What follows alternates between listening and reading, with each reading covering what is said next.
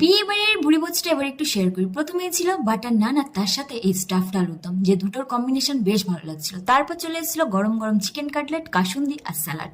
বাইরে গরমে সিদ্ধ হয়ে যাচ্ছিলাম ঠিকই, কিন্তু চিকেন কাটলেট খেতে একদম ছাড়িনি, কারণ এটা অসাধারণ হয়েছিল। তারপর চলে এসেছিল সাদা ভাত আর তার সাথে মাছের একটা প্রিপারেশন।